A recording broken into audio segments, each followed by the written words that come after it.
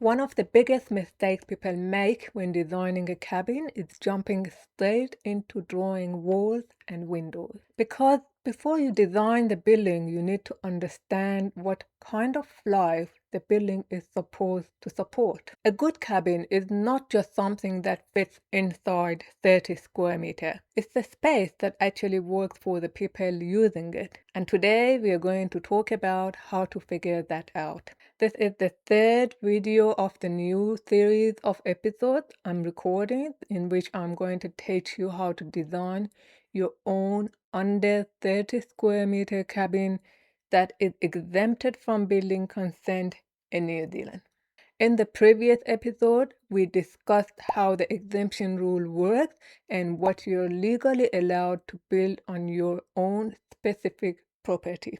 Now, we move into the actual designing process, and the first step is deciding the size and layout of the cabin.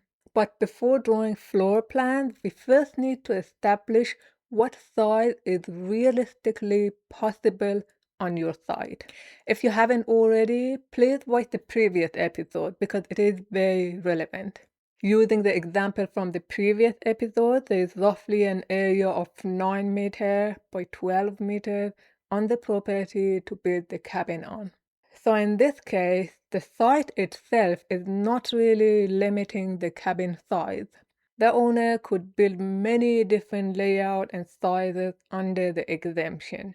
They could build a 10 meter by 3 meter, 6 meter by 5 meter, 7 meter by 4.2 meter, and many others.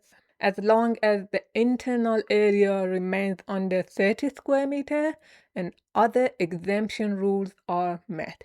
But not every site is like this. Sometimes the site restrictions completely define the building size.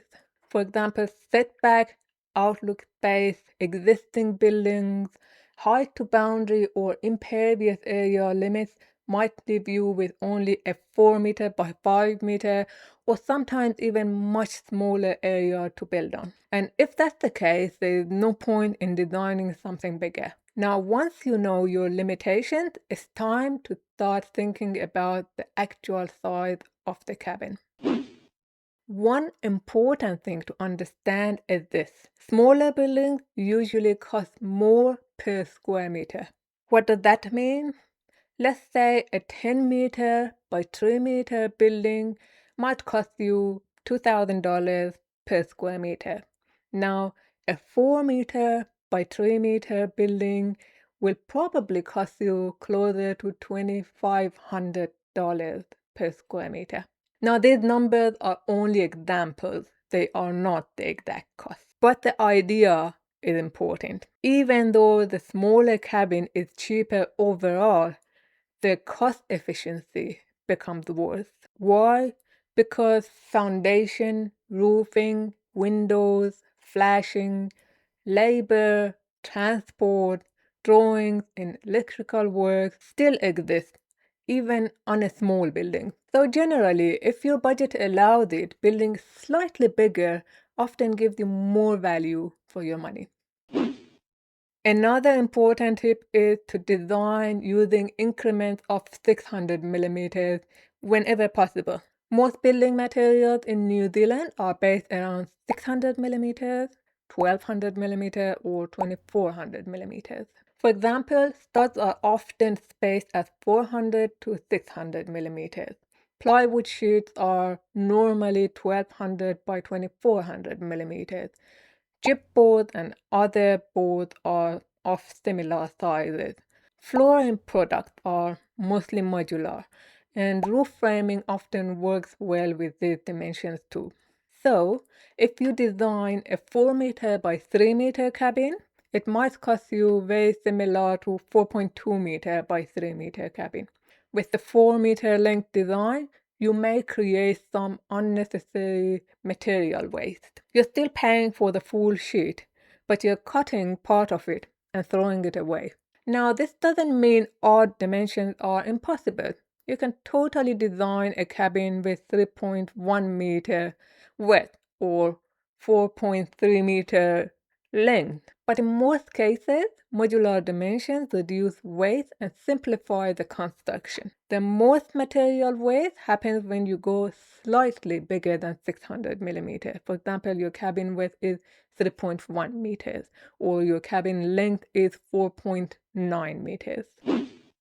Now, earlier I said bigger buildings often give better values, but it doesn't mean bigger is always better. Because every building comes with maintenance, cleaning, repainting, roofing maintenance, long-term upkeep, and even possible rate increase. And if you're not using the space, you're just spending your time and money on something completely unnecessary. So the goal is not to build the biggest possible cabin on your property. The goal is to build something that serves your needs. Also, do not limit your future potential. You might need to add a cabin in future for, let's say, an extra home office space or extra sleep out. If your existing building footprint is at or close to your maximum footprint area, then in future you cannot add any building if you need to.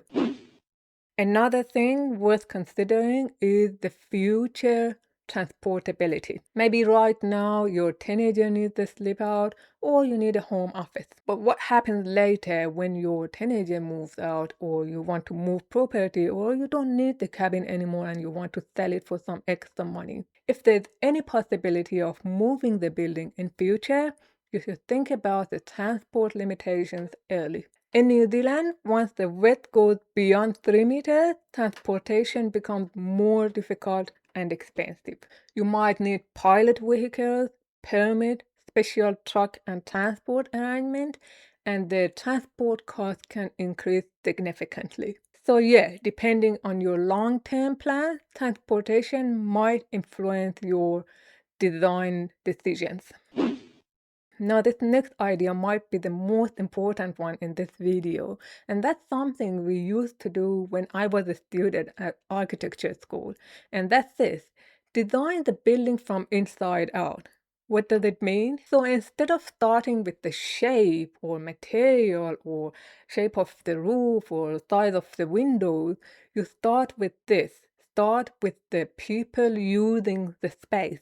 Let's use a normal family house as an example. Now, I know we are not going to design a house, but a house is a very good, understandable example because we all live in houses, hopefully, and we all know what we need from a functional house. Now, let's imagine a couple with 2 children. One parent works from home. They cook everything from scratch. They grow vegetables. They entertain mostly outside. And the children sometimes have friends sleeping over. Now, suddenly, the design priorities become obvious. Maybe they need a large kitchen, a big pantry, flexible dining area that can serve as meal prep area, indoor-outdoor flow, a home office, and bigger bedrooms for kids with extra sleeping flexibility. The design starts responding to lifestyle. Now let's compare this to another family. In this family, both parents work for corporate jobs. They have 3 children that all attend school after classes. They socialize outside their home. They travel a lot and have lots of camping gear. They do not have much time to cook and mostly cook from meal kit subscriptions such as HelloFresh. They are big on movies and watch on big screens. So for this family, they need small kitchen with a small pantry, minimal living area, big storage, maybe a combined bedroom for kids will be enough instead of 3, and a separate TV room. So you can see there is no universal standard family home that functions well for different families. Now let's apply the same thinking to a cabin. Let's say this cabin is for 2 teenagers. They each want their own room with a single bed and desk and wardrobe. They also want to convert the cabin into a self-contained studio with a good-sized deck once the children move out, so they can rent it on Airbnb. You're also limited to a maximum of 6 meter by 5 meter area, but they're also on a budget, so they don't really want to build anything bigger than what they need. So this is how I would start. First thing you need to do is to make your furniture out of paper to scale. For the first few years, this is what they need. 2 single beds, 2 desks, and 2 wardrobes. Cut them out of paper. Then for the future studio, you need a queen bed, full bathroom including toilet, sink, and shower, small kitchenette with a sink and mini fridge, wardrobe, set of table and chairs. Cut them out of paper too. Then start moving your furniture around until you find a functional layout that is within your size limit. Then do the same thing with the studio layout. Go back and forth between the two options until you find a size and layout that works for both scenarios. And try to keep things simple. Simple buildings are usually cheaper, easier to build, and easier to waterproof. For every extra corner, every roof junction, every wall junction, you need more flashing, more labor, more material, and more cost. This is why most successful cabins are a simple rectangle shape with a monopitch roof, just one type of cladding, and simple framing solutions.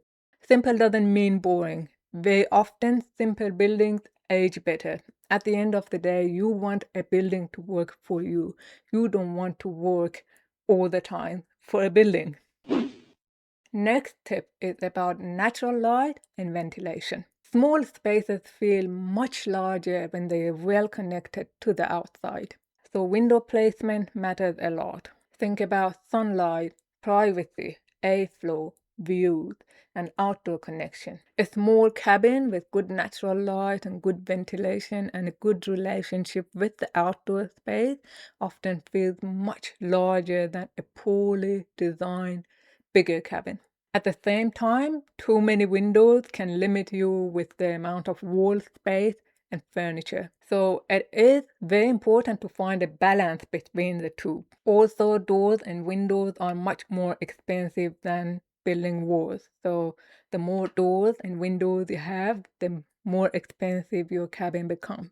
One interesting thing is the Velux skylights are often a lot more affordable than normal windows with a much higher R value, which is the thermal insulation. They also feel like having a luxurious item in the cabin, and by not having too many windows and some skylights instead, you will have a lot more wall space for your art, for your shelf, and for your furniture. So most of the time, having one big sliding or folding door with some built-in windows combined with a couple of skylights works much better than having so many smaller windows dotted around all the walls.